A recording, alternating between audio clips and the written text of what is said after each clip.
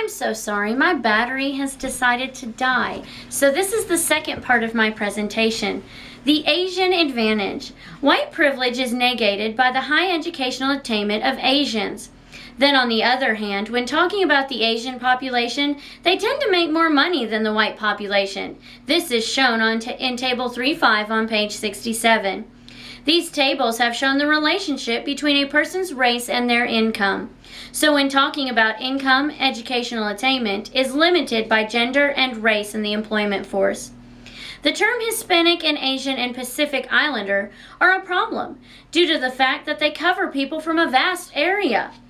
It is unclear who these definitions should cover. Should the term Hispanic cover people from Argentina? And should the Asian and Pacific Islander cover people from Japan? So these census statistics are what people define themselves as.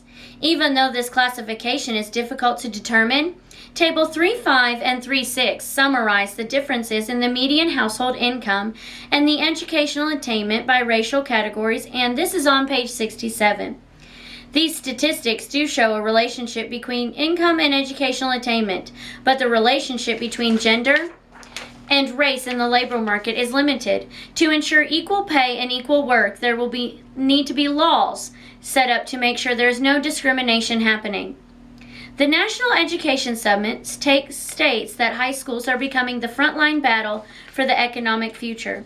They warn that the global market is contributing to the inequalities in the workforce, and because of this, all workers are competing against people from other countries for the same job.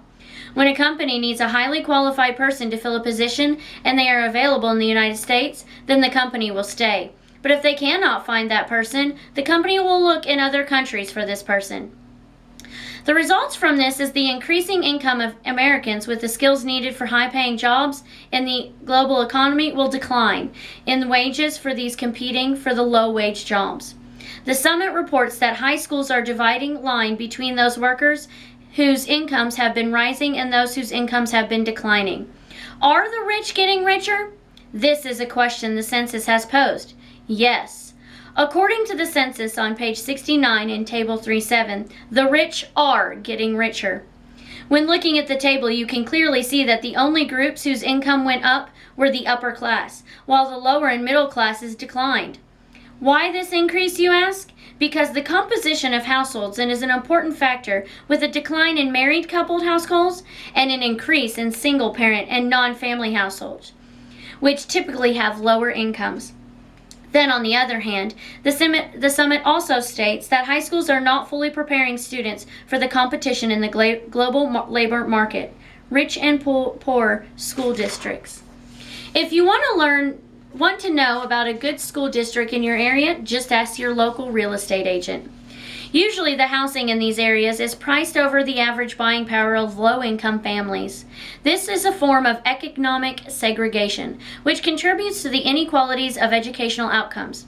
Horace Mann dreamed for all communities to be equal, but this is not equal when talking about student scores, expenditures per student, and college attendance rates. Communities in the United States are not equal in their wealth and education attainment for each student. Students in a lower income school actually get more government money spent on them due to the fact that the students are at risk for not being able to make it to college.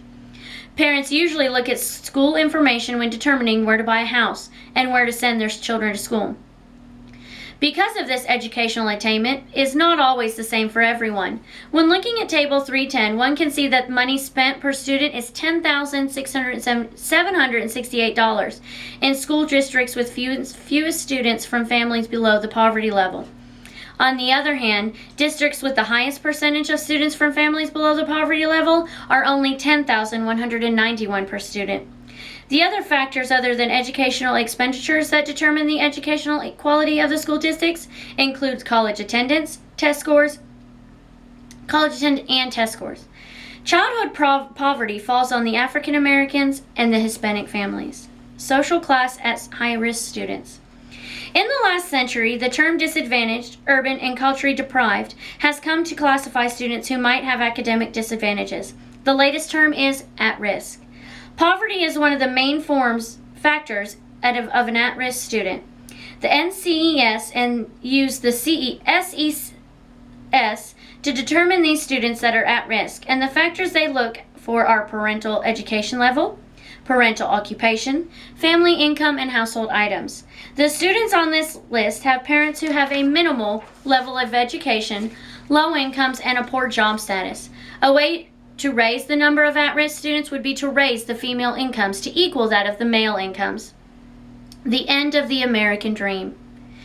Educational inequalities are reflected in the amount of high school dropouts there are. According to the statistics, students from urban schools drop out more than students who live in a suburban area. These students are denied the American dream of equality through schooling if they do not stay in school. Tracking and ability grouping. There are two methods that can separate students based on family income, and these are tracking and ability grouping. Tracking, according to the book, is primarily a practice for high school students, which separates them into different curriculums such as college preparatory, vocational, and general, whereas ability grouping places students in different classes or groups within class bases upon their abilities. These abilities are determined by the teachers and the state testing. The United States uses ability grouping more than any other country. It is claimed that teachers' expectations is an important role in the determining how well a child will succeed. And lastly, social reproduction. It is suggested that schools play a major role in maintaining the differences between social classes and economic segregation, and this is referred to as social reproduction. It is argued that schools are the medium through which family background is translated into occupational and income opportunities. Economists, Bowles and Gentis, insist there are 4 factors that are related to occupational success, and they are personality traits, self-perception, ascriptive characteristics, and the level of educational attainment.